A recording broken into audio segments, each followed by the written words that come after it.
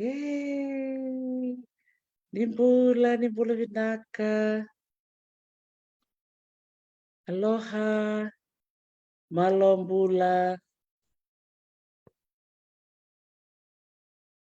Bula sia. Bula re. Dolongali. Dolandrabi. Dolovina. Noaie Mauri. Nakawali na siya matikumay na kabi na kaniko. Nantua tali na Talanoa. Wata ke indo na nonda bulangi. Ando kai sureti tikumay na nonda maro takatiko di sana may bakarodhaba na nonda madhaw ni wasa pakabite. Kaya bunga bikim niyo ni santo bakarong tikumay and nongo programo. Kaya bibuso tayo ni na noa. So bikim niya na nama kitikumay na nongo na Talanoa bat kay Dr. Gina Cole. Wata kay kalera tubongan ni batu may lenga pakalilay na mona liba-liba ni bise mati kasangay rawang marutakan ni ranin na Talanoa ni kuha. Yay! Vinaka welcome to this very special episode to celebrate the Fijian Language Week. The Fabin Vinaka that we can be able to be here and discuss topics that is important to us. Vinaka bakaliw, may makausap ko na wati na nonto bulang Dr. Gina Cole. Sema tiko ko ay bakanra I onelaw. And sara bakturang olaw. The Fabin Vinaka ni Rani sema ramo ko ni ko. Iya, may makanga bikim ni nasado bakumuriw tikumay and do bakarong sere. Mendarong oten dona sere mite kubuna na nonta Talanoa ni kuwa monongwale matakina merani te kubuna na nonta Talanoa ko.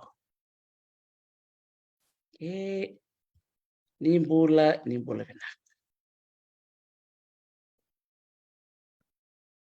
Kalau te kubuna nonta sere la sere ni banua membaleti ono ilau oni taka ni na marutaka na sere totokongo.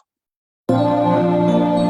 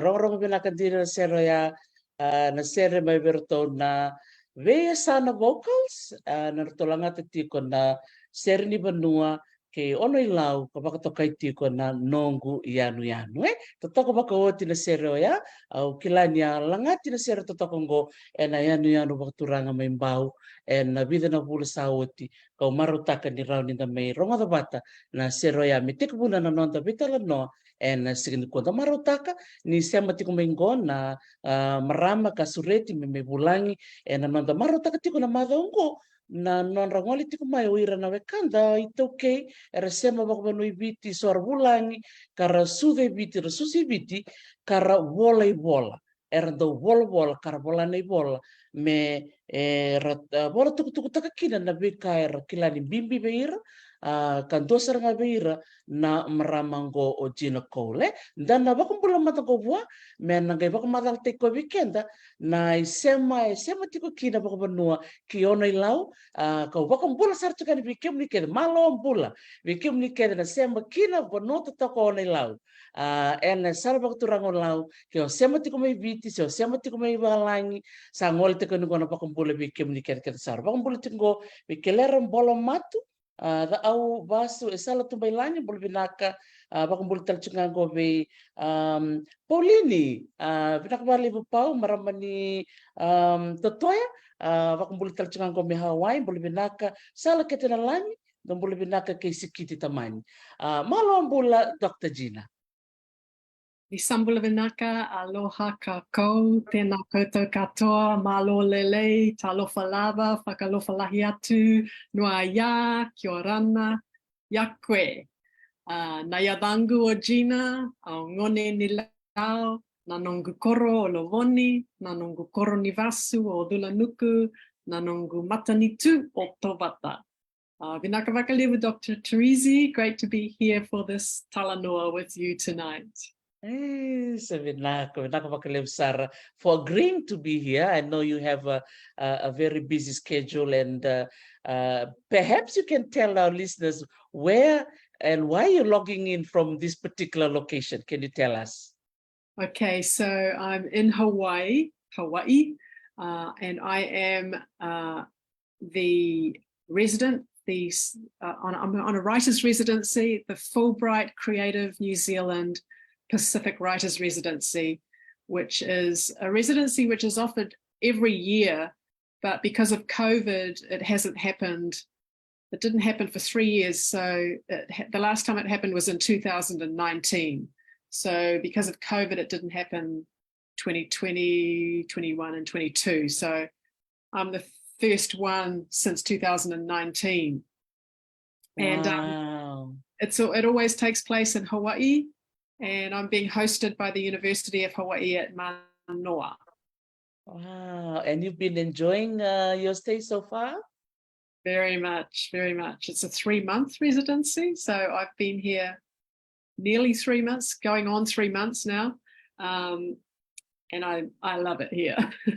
Wow. And where do you live permanently since you are here temporarily in Hawaii? Yes, well, I am a New Zealander. I was born in New Zealand, born and raised in New Zealand. So I'm part of the Pacific diaspora, born and raised in Auckland. My mother is Fijian from Onoilau, and my father is Kaiwalangi. But I usually live in Auckland. Wonderful. Yes, Vinaka Vakalevu. And can you just share with us a little bit about your professional background before we jump to the topic of writing? Okay, so I trained initially as a lawyer, and I worked as a litigation lawyer for 27 years in Auckland. Mainly towards the end of that time, I was mainly working in the family court. And I closed my legal practice in 2018 to write full time. Wow, that is amazing. So you owned used to own a law firm in New Zealand. Well, I was a barrister, so I was in chambers with other barristers. Yes. I left the chambers because what happened was I could start with my writing career, and how that kind of overlapped with my legal career. So in 2013, while I was still a full-time lawyer, I did a Master's of Creative Writing at Auckland University. And out of that Master's, I wrote my first book, Black Ice Matter. And this is what it looks like.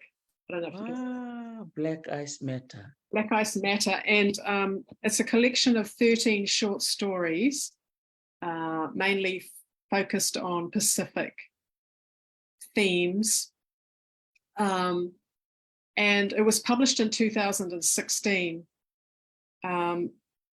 And it won an award the following year in 2017. It won the award for Best First Book of Fiction at the Auckland Book Awards in New Zealand. And in 2017, I decided to do a PhD in creative writing at Massey University. So I was still working full-time as a lawyer in that year. And I tried to be a full-time lawyer and a full-time PhD student for 1 year. And it didn't work. I couldn't do it. So I had to make a choice. I had to decide between the law and writing. And I wanted to finish my PhD. So I decided to close my legal practice and continue with my PhD I closed my legal practice in 2018. And I've been writing since then, full time, really. Wow, congratulations. Gina, from all of us, we're so proud of your achievements in the field of academia, field of law, and now you're into creative writing. Now, amongst all of these, amazing awards you've received, I know your mom is there somewhere, in that whole process. So, what was usually her response to all of these things that you achieved, Gina, as a daughter of Oneilau? Well, Mum was very proud and very supportive. When she first came to New Zealand in the 1950s, 1959, I think she came to New Zealand with my dad. And my father he was working as a lighthouse keeper. So we lived in some very remote locations by the sea when I was very young. And there weren't very many children and there were no schools. So my mother taught me how to write and to read and write by correspondence school. And so, I owe a lot to my writing from my mum and my dad too, because he used to buy lots of boxes of books to kind of ordered them to come to the lighthouses. So I always had lots of books and Mum teaching me. So I really learned how to read and write from my parents at a very young age. And so Mum's had a real part to play. She's been very proud of my achievements and she's always been there to support me, and she's come to all the things that, all the events. Man, that is amazing. Yeah, because that would include award evenings, right? Book launches, and graduations. Yes, she's always been there, and I think she's watching tonight. Yay! So, Bula Vinaka Mom, perhaps, I know there's a lot of my Lawan friends who often listen in. Maybe just tell us her name. And I know you mentioned that she's from Loboni in Oneilau. Yes, her name is Selina Vunimbola.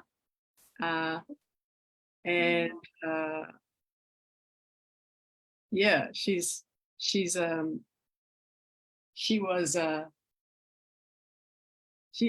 a very proud Oneilau person. Yay! And I really felt that, even when the song was being sung, because that's a very special song for Oneilau. And I'm just so happy that the Nongu Yanu Yanu song was sung by the Veasana vocals, and really want to acknowledge the Veasana vocals for singing it so beautifully. And I love that the music video because it included, those little boys. You can see those young ones in there. And I'm just thinking, when I watch them sing, from their heart. I'm thinking, in 20 years' time, they look back and say, I was that little boy singing. And, it's just so beautiful to see the young and the old together I know. singing that beautiful song. Because that song, Gina, whenever you hear it, that's Onoi Lau. Onoi Lau in the house. So, nakavakalew, and I'm sure Mom, Selina Bunimbola, kung ni wakarong tikumay, sangol to kani kono vakambula vikemuni, vinakavakalew na visusu vinaka. Sandarevi to go matanda na kena vakavatukan, and vika samerawata o Gina. Vinakavakalew sara Selina na vengaravi kena visusu. So, Gina, from what you've just shared about Mom and also about Dad, surrounded by books, right? So it's such a wonderful setting. You've just sat there for parents these days, if they want their children to excel in reading and writing and academia in the future, books is something that they need to invest on. Would you like to elaborate on that? Yeah, and I mean, I was about 4 years old. I couldn't really read, but I just liked turning the pages over and holding the books, as an object, and looking at, some of them had pictures in them, and just handling the books is something I used to enjoy, even though I couldn't read very well. So I think, as objects, they're lovely things for children to play with or to have, and to kind of turn the pages over and pretend like they're reading. That's what I used to do. I would pretend I was reading when I couldn't read. Wow, that's amazing. Yeah, even just holding the book. And I'm sure many of the books, have beautiful covers, Yeah. and I'm sure that would be something that that you would gravitate towards just by looking at the cover of the books, Gina? Yeah. There were lots.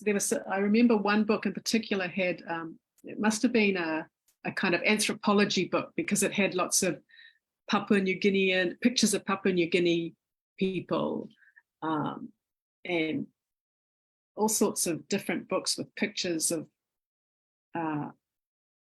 history books that I didn't understand at all, but I just loved looking at the pictures. Wow, that's wonderful. And those images and pictures like stay in your mind. And as you grow older, right, those pictures will start to connect when you start to see the real, maybe artifacts in museums, or maybe you met some Papua New Guineans along the way and you're making those connections. Yeah. Yeah. Wow, Vinaka. And in terms of, when you were at school in New Zealand, was there a particular field of work you dreamt to do when you were young? I wanted to be an astronaut. Wow. Or a fireman, a fire person, or a police person, or I think I wanted to be an air hostess, or you don't call them air hostesses, do they? Flight attendants. Flight attendants. I wanted to be a flight attendant. Yeah. Wow, that's amazing. It's really great that, for us as children, we have all these dreams, all these imaginations, but now you can look back and see, wow, those dreams, and look at where you are now. You may be not a flight attendant, but you accompany them when you fly, because you've been traveling all over the place. Yes. So now that you go into writing, and then you went back to 2013, what motivated you to do your master's and then publish that particular work from your MA? Well, I used to write, but I thought it was a hobby, and it was something I would do on the side, and I would write in notebooks and things. And I also did a lot of hiking. And I was hiking one time with this woman, and I was telling her about this hobby I had of writing, and what I didn't realize was that she was the head of the English department at Massey University. And she told me, look, you should try this course. And she mapped out this whole diploma in English that I could do. And she sent me all the paperwork. So I enrolled in this postgraduate diploma in English, and I started doing it. And then I told my cousin what I was doing, and she told her friend who's a woman called writer Selena Tusitala-Marsh. She's a wonderful poet. And Selena heard that I was doing this postgraduate diploma at Massey University, and she was a professor, a lecturer at Auckland University at the time. And she said, you should come to Auckland University and you should do my course. So I switched from Massey University to doing the Masters of Creative Writing, and I had Selena as my supervisor. So it was really because of Selena that I went to Auckland University and enrolled. It was a one-year course, and I wrote the series of short stories in that 1 year. And at the end of the course, I got, the feedback, and I edited it a bit, and then I sent it out to Huia. And they accepted it. Yeah, that is wonderful. So it's a series of events that connected back to hiking. So was hiking something you like to do? Yes, I really love hiking. I was, and that was also, that became something which was central to the book, my first book, which, because of hiking, I was obsessed with glaciers and ice. And the reason for that is because I was hiking a lot in the South Island. And in the South Island, there are these valleys with steep rock walls, which have been carved out by glaciers. And I just became obsessed with this ability for ice, which is frozen water, these rivers of ice over millions of years, to carve through rock and make valleys. And I kind of wanted to use glaciers as a motif or a theme for all my stories, which might sound a bit strange coming from the South Pacific, from a hot Pacific island like Fiji, to be focusing on ice. But that's what I did. And so I kind of used glaciers and ice, and that ability for ice to grind through rock as a metaphor for issues that can grind through people's lives, or kind of carve a kind of a track through people's lives. Issues like domestic violence, or drug addiction, or colonialism, or racism. And that's how I kind of related ice back to my Pacific heritage. And also Black Ice Matter kind of resonates with Black Lives Matter a little bit, So all of the stories have some kind of ice theme. And the first story is about, it's called Tambua. And it's about a Fijian woman who's married to a soldier in the counter-revolutionary warfare unit during the coup in 2000 in Fiji. And at the heart of the story is this tambua. And the way I related that to ice is that the whales swim down to the Antarctica, and they swim under the ice in Antarctica. So I thought, there is that connection with whales and tambua and ice for Fiji. So I kind of had fun with this theme of ice and how I can connect it to Fiji. Yeah, that's amazing. I'm just thinking, well, did I see any ice when I was in Oneilau? Yeah, I've been so blessed. I've been to Oneilau twice. So funny enough, Gina, I've spoken to some of my friends who are from Ono, and they I often share my photos and stories of Ono. And, they always, we always banter because many of them have not been to Ono, because many were born in Suva or outside of Ono, or even overseas. And I'm not from Ono, but I've been to their island twice. So I'm often like the representative of the island of Ono to them, telling them, oh yeah, it looks like this. I saw this. I went on to this island called Mana and I had a wonderful time, talk about food. But it's just amazing that you're versatile to Ono with mom giving you full support and for you, to write this Black Ice Matter. That is beautiful. I really like that story about the tambua and how it connects to the whale. Because I was going to ask you whether there's a particular story in that lineup of stories that was very personal to you. Thank you for sharing that tambua story. Yeah, it is. It was written very much because I went to Fiji after the 2000 coup, and I there were a lot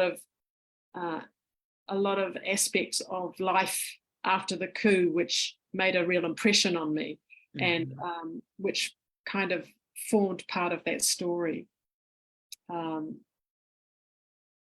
Yeah. And this particular book was the one that won that award?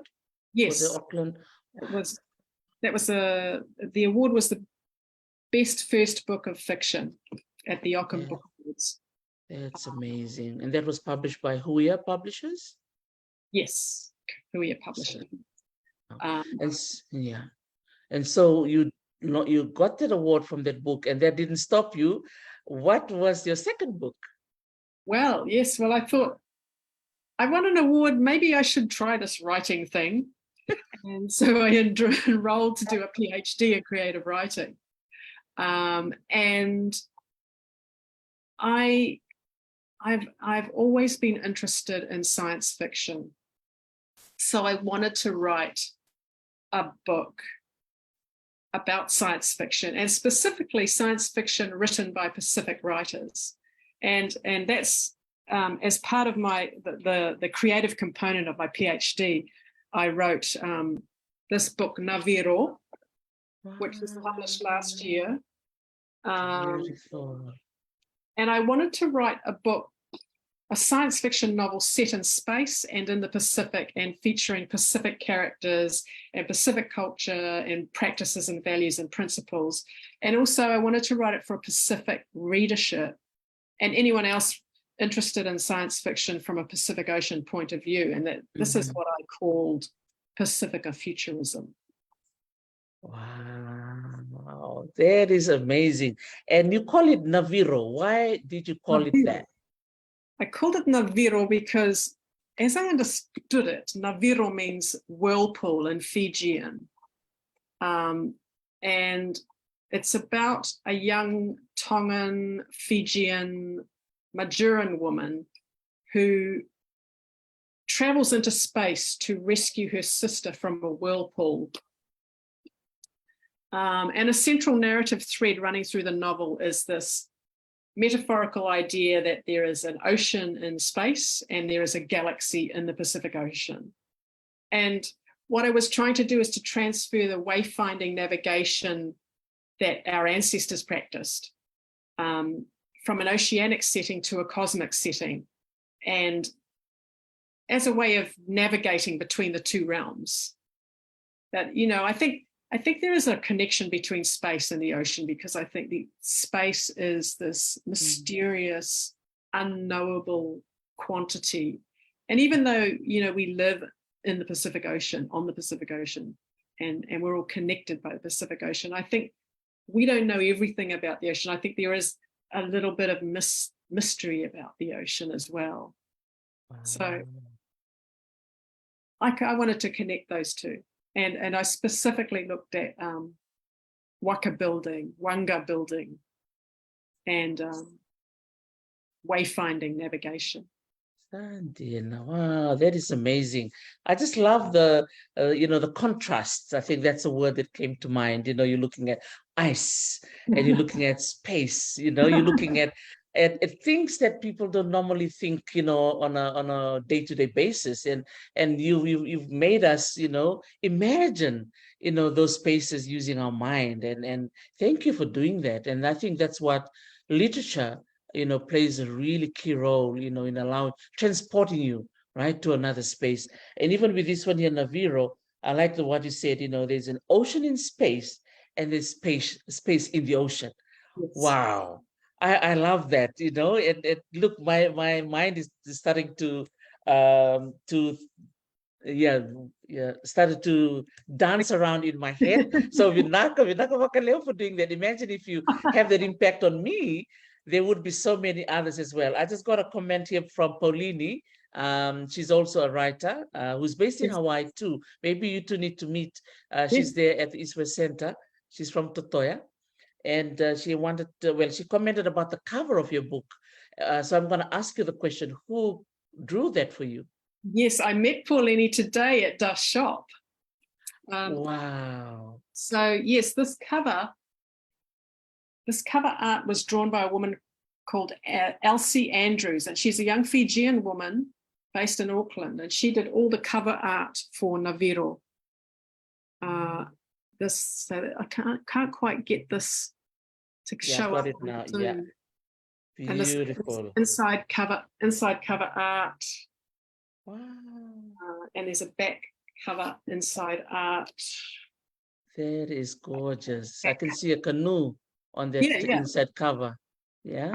Nandrua. Nandrua, yeah. Wow. And it's just interesting if I make a comment about Naviro, because I know there's a village called Viro on the island of Ovalau. That's where most of the people of Oloilau are living right now. So yeah, so so this I'm sure bula binaka vi kami nawarong chuk may Viro, may Ovalau, lo may Viti. So that particular village is on the island of Ovalau, province of Lomaiviti, but they're originally from Lao, from Ono. Most of them from Ono. So there's a connection with Viro. And yeah, very much so. Wow, totoo Vakawati. And so now with you got book 2, what's your plan for the next? What's your next step? Is there a book 3 somewhere along the way? I'm following the science fiction convention of writing a series of books. So I've decided to write a trilogy. And Naviro was the first book in the trilogy, and I'm currently working on the second book in the trilogy. And yeah, we'll see how long that takes me. Yeah. That is awesome. Now, with Naviro, I know was it part of a residency you had in Sydney or somewhere in Australia recently? Can you tell us about the residency that you had in Australia? Yes, it was the Varuna Writers Residency in the Blue Mountains. I was there last year. This time last year, it was a 4-week residency, and I was working on the second book while I was there. Sorry, my third book, which is the second book in the trilogy. And that was an amazing place in the Blue Mountains. And there was this house that had been owned by this woman and her husband, and she was a writer, and in her will she left this house to a trust as a place where writers could come. And so it's a beautiful old house, and there were about 6 of us at any given time that were in residence in the house, and there was another little kind of house that had been built on the grounds. And there were 3 of us 3 international writers. There was me from New Zealand, there was a woman from Ireland, a poet, and there was a woman from Scotland who was who wrote thrillers. And then the other 3 rooms, there was this constant succession of Australian writers who'd stay for a week. So I met lots and lots of different writers from all over Australia, and these other 2 international writers. And we would go hiking. Me and the other 2 international writers, we went hiking, these 2 women.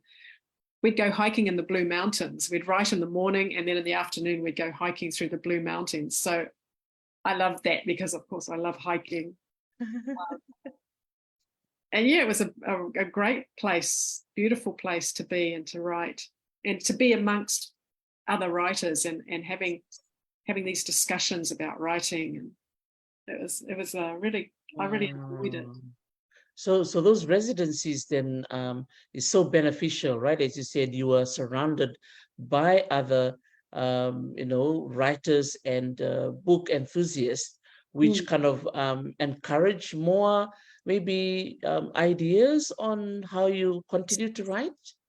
Yes, definitely. I learned a lot from all of them. And I think it gives you that gift of time as well. And because it's sponsored as well. So I've been on a few residencies now, and I always find that you have this time which you can dedicate to writing.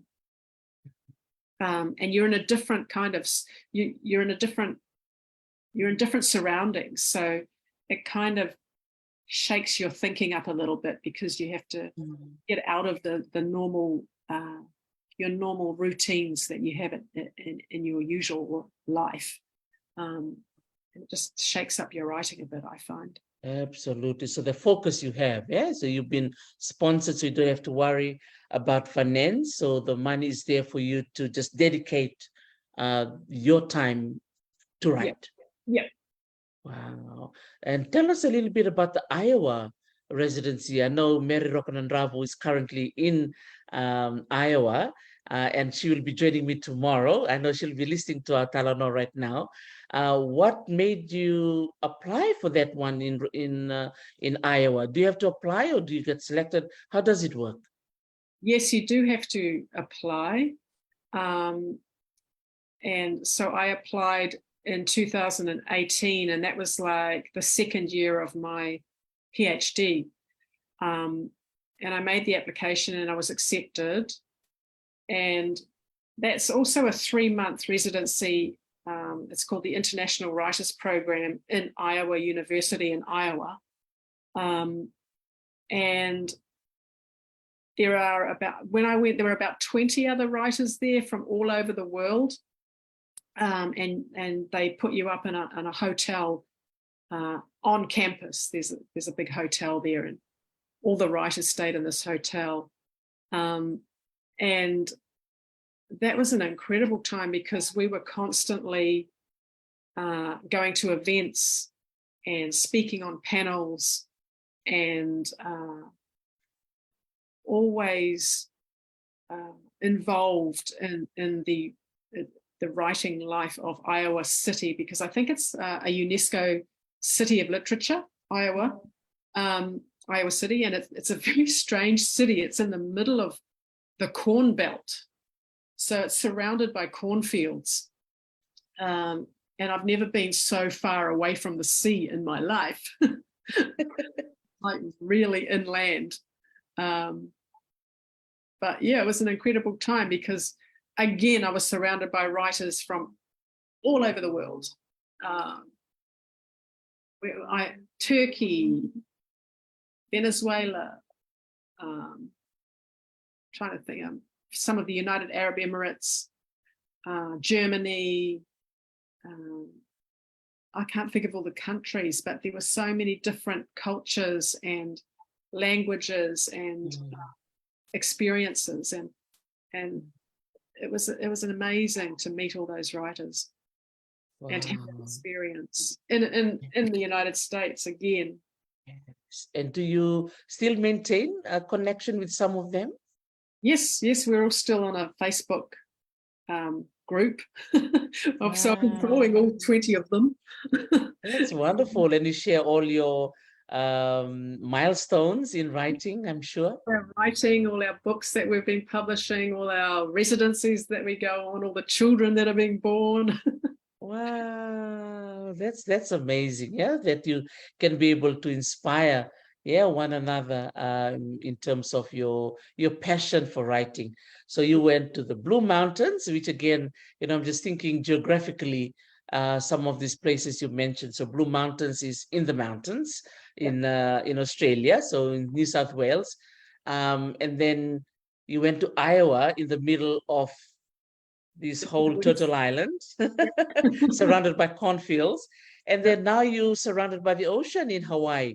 How does it make you feel being a writer and, you get to travel and see places? Oh, it's just my dream. It's just what I've always wanted to do. Um, I love it. Yeah. Wow, that is amazing. Now I take you back to when you were small, dad's work, um, you know, um, in a very remote place of New Zealand, right? You mentioned that's how you were, where you were raised, Yeah. and you have to study through via correspondence. But now, you are going to places maybe that were written on those books that you loved to hold when you were little. How does that make you feel to make that connection? Yeah, it's kind of full circle. It's yeah, that's an amazing. I hadn't thought about it like that. Yeah, it's Yeah. Yeah, it's powerful, right? When you think about it, it's just those uh, initial impressions. Yeah. yes, yes. So those little moments where you were sitting there holding that book, I like the fact that you said, you pretended to read, even though you could not read, but you still sat there holding the book and opening, the cover of the book and flipping the pages, and that is amazing. And I just want children to do that, and I know parents are listening right now, Gina. What would you advise them, or just share with them the passion for reading and writing? What would you like to say to our parents if they see a child of theirs who just holds books, maybe in the middle of the night, with a little candle, or these little lamps sitting there, reading? And I'm sure every household has a child like that, and they will be told off. Gina, turn off the light and go to sleep, right? What would you like to say, Gina? Well, I think it's so important that children have access to that input. Because I used to read a lot of comics as well, and people used to say comics are bad, but I think that comics are good. Anything where there's the written word, or where there's a narrative, whether it's a narrative of pictures uh, or words, or any kind of art, really.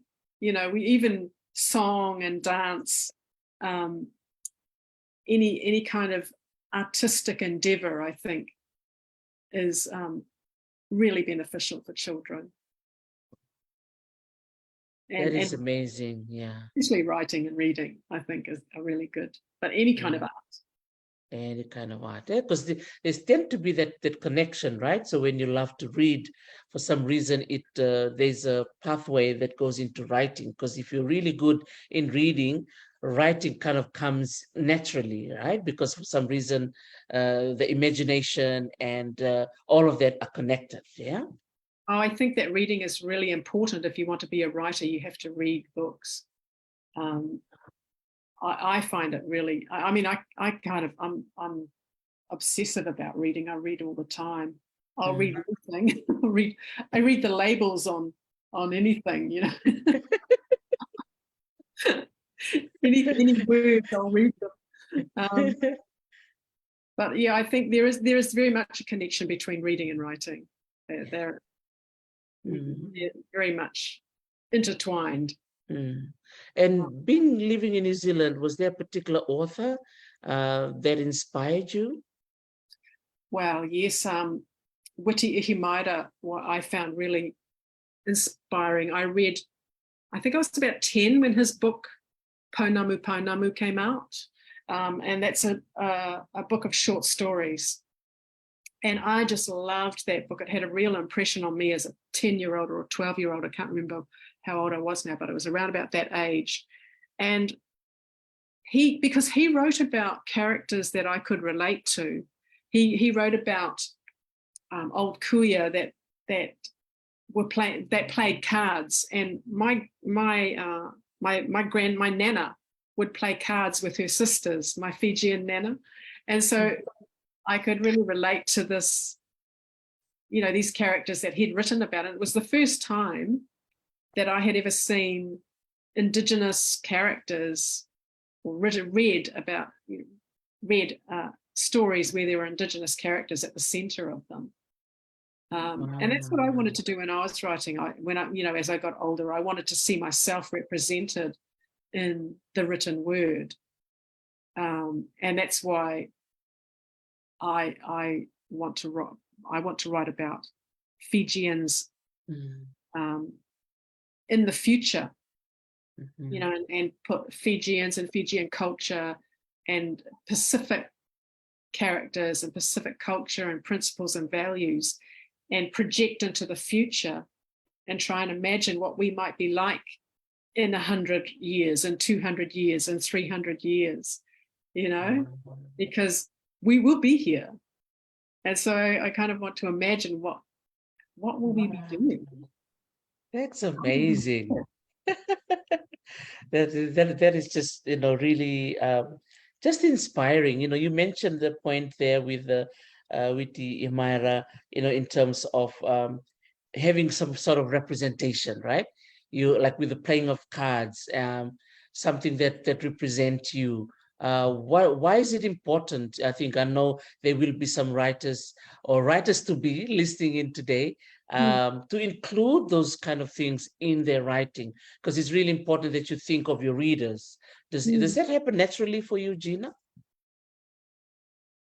Yeah, I think so, because I want to see our stories. I want to read our stories, because if we don't write our stories, then other people will write our stories for us, and they may not get it right. And I think Pacific people are storytellers. We come from an oral tradition, and we are natural storytellers. And it's just that with colonization, we have taken up the English language, and we have taken up reading and writing, and so those are now kind of literary forms which I think are important for us to use, because we can tell our stories through those forms, and our stories can go further than just amongst ourselves.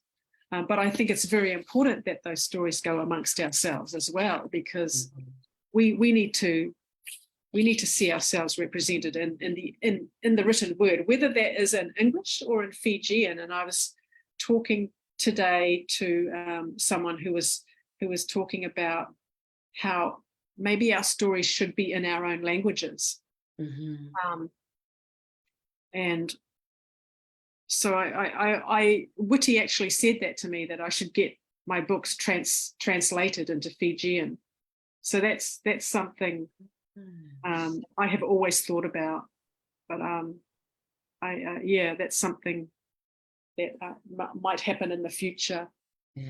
Because I think that's important as well. That's important for our language to continue, because culture is contained in language. And now this week is Fijian Language Week, and that's why we are having this conversation. So thank you for bringing that up in terms of your work to be translated, in Fijian. So it seems like that's something that you are going to consider. Yeah, I'd love that to happen. Wow. And I also know you studying the Vosavakaviti, Fijian language. Would you like to tell us your journey?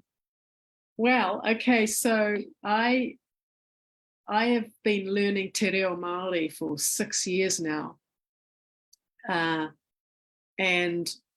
I'm getting to the point where I can understand Te Reo Māori, and I can speak it a little bit, and quite a bit, and it's gotten to the point where I thought I can speak more Māori than I can speak Fijian, and I thought, this is. I need to speak my own language, because, Māori people are very, very staunch and very proud of their language. And I thought I need to take that into learning Fijian. So I thought, okay, I'm going to start learning Fijian as well. And so, I've started just taking very initial beginners kind of beginner Fijian. And of course, I grew up around my mum speaking Fijian, although Fijian, we didn't speak Fijian in the home all the time because, well, yeah, sometimes my nana would come over from Fiji, so she stayed with us quite a lot when we were in the lighthouse, and I heard it spoken between my mum and my nana, but I never picked it up myself. Although I think I have the cadence of the language within me. Yes. Hearing it from my mum and my nana and my tua.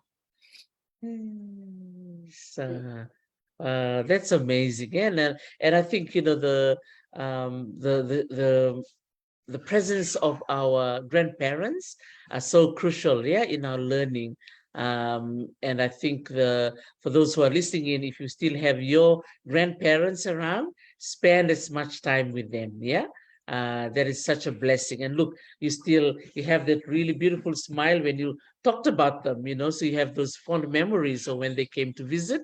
And I'm sure those stories that they shared, even though you may be a little girl at that time, you heard them sitting there on the table, maybe playing cards. But as children, you remember things. You remember sounds. You Yep. remember them, saying certain words. And I'm just so proud of you that you've taken this journey to lead the Nabosavakaviti. Vinaka for that. Vinaka. And lastly, I have a question on the importance of Pacific settings.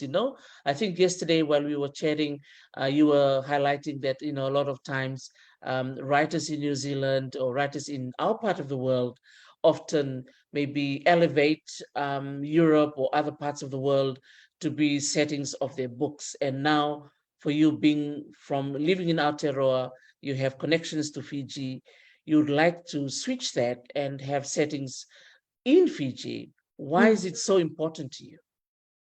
Well, because I'm so connected to Fiji, and I so many books coming out of this part of the world are set in Europe and other places, and I wanted to set my stories in the Pacific, because there's such a rich kind of well of experience and story in the Pacific, and I don't see the need to set my stories, and although I have done that before. I have set my stories in other parts of the world, but with a very definite connection back to the Pacific. I just think it's important to represent again setting and culture where I come from, which as a mixed race Fijian woman living in diaspora in the Pacific. That's what I want to write about. I just see myself represented. Wow, Vinaka Vakalevo. Wow, because I see you all, are beautiful writers. We're featuring 8 of you this week, and it's just so amazing. Every one of you brings something unique to the table, and and I see you all as ambassadors, right, of Fiji, in this case, ambassadors of Oceania, and as you said, we are part of the generation of storytellers, and we need to celebrate that and celebrate our language, celebrate our culture, and be proud of our heritage. And poetry and literature, these are ways, right, that we can celebrate who we are. Definitely, yes, very much so. It's also a very very difficult. Well, there not very many Pacific writers are published in New Zealand, it's a very low percentage of Pacific writing that gets published. And so, and I don't know why that is, but I think that the answer to that is that we have our own publishing houses. And that's why I like Huia, because they are they kind of dedicated to publishing Māori writing, and they're an Indigenous publisher. And I think that's also an important aspect of the publishing industry, the literary landscape is the publishing world as well. So yeah, I think it's so important. So you believe that there will be a better representation of us in the future, for more of us, more Indigenous people to move into literature and start writing? Because go for it. I think it is happening slowly. And I think it needs to happen more.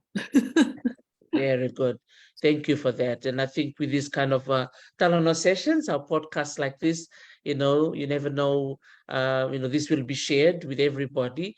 And I hope that anyone who will be listening to this Talanoa between me and Dr. Gina, will be empowered. Sometimes we doubt ourselves, right? We say, "Oh, I'm not a good writer," but everyone has doubts. But if we can look at some wonderful examples of people like yourselves, Gina, you can become a role model for our young up-and-coming Fijians to follow your pathway. Yeah, I think, if there's one thing I would say to people who want to write is just keep writing, write your stories, and don't worry if the first draft is a bit rough, because the real writing happens in the rewriting. And it's kind of like carving a waka, you have to start with a log of wood, and you have to kind of get a chainsaw or an axe and carve out the shape of the waka, and then you have to refine it and polish it and shape it until it is something that you can sit in and paddle on the sea. And it's kind of the same with writing. You start out with something rough and you have to polish it and shape it and refine it. But you have to have that you have to have words on the page to be able to do that. So, that's the tree, the page, the words on the page. Yeah, I love that comparison, Vinaka for that. And when you're talking about, the carving of the wanga or the ndrua or the wanga bakapiti, you have so many in Fiji. We have the tambilai and the dhamakau, takia, so many. But it's a matter of life and death, right? When you're on the ocean.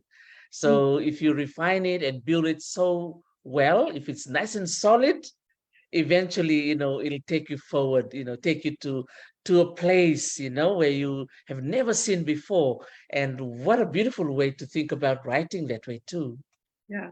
And to have fun with it as well, Have fun, have fun. So yes, everybody listening, have fun. Yeah, because I know writing can be a very lonely journey, Dr. Gina? You'll be sitting somewhere all by yourself. Yeah. Yeah. So just imagine, I think, all of us have very creative minds and amazing imagination. So just visualize the fact that you're holding on to that book, right? Or visualize yourself at your book launch. Sometimes, I always encourage my students, when they're feeling low about studies, they feel like they're so overwhelmed with lots of things, I always sit down with them and say to them, you are here representing your family. So just imagine, close your eyes and imagine yourself walking on the stage and hear everybody cheering your name. That alone should push you forward, take away the doubt and finish your study. So that was something I always encourage my students, and they often come back and said, man, I thought of that. I always remember what you said to me. And I always tell them, I did it myself. Sometimes, when I was overseas studying, because I've been overseas a number of times when I was young, and I left home and it's lonely, I get homesick and all of that. So sometimes when I'm so about to throw in the towel. And then I thought about my parents, and I thought about my family that came to farewell me at Nandi Airport. And I'm just thinking, imagine if I come to Fiji and I didn't pass anything. They will be so embarrassed. So I always sit up, finish that essay that you're writing, So is that the same way you feel too? Yeah. There's a certain amount of discipline that is required. And it is work, it's not just going to come without the work. So yeah, there is that you do have to kind of push yourself somehow. And I like what you're talking about visualizing where you want to be. It is powerful. Yeah, it's powerful. And in the mind, right? The mind is so powerful. And I think that has been the constant conversation with me and Mr. Wunindilo, at home, the power of the mind. If you if you keep telling yourself that you cannot achieve something, you will not, because your mind will start to believe it. So you have to switch it in such a way where you switch your mind and tell yourself, I will get it. You will, by hook or by crook, whatever way, I will get it. And so you have to have that tenacity and the grit in you, to tell yourself, I will make this book. It's going to come. I will hold on to that book, whether it's, how many years, whether it's 2 years, 3 years, your book will be printed. Yeah. Yep, absolutely. Wow. Hold on to that thought. And with Dr. Gina. Now, to come to the end of our Talanoa today, I really don't want to end because it's such a very inspiring talk, Dr. Gina. Just so awesome just to hear you speak and share your passion for writing. I know there are people that helped you along the way, including your dear mom who's listening. Would you like to take this opportunity? I'll give it to you to acknowledge those who assist you along the way on this journey as a writer and author. Well, of course, I'm here in Hawaii on the Fulbright Creative New Zealand Pacific Writers Residency, so I want to acknowledge them, the Fulbright Foundation and Creative New Zealand, and of course my family and my partner and my mum and dad who taught me to read and write. So yeah, Vinaka Vakalevu to everybody. There you go. Vinaka to everybody, right? So that helped Dr. Gina. She's sitting here as an accomplished writer, also completed her PhD, and being a lawyer herself, she owned her own legal practice. And this is just amazing that one of our daughters of Fiji, living in Aotearoa, can represent us in those spaces. And I'm sure, Dr. Gina, there's so many young girls out there who look up at you, as a role model. And we just want to say Vinaka Vakalevu to you and Malo, to your mom and your dad and your family from your English side and also your Fiji side. So from all of us, Vinaka Vakalevu, Dr. Gina, and we share with you more Lolomas to you for the remaining weeks you have in Hawaii, and have fun. How long are you going to be there in Hawaii? I'm here until the 10th of November, so I've got a few more weeks to go. Wow.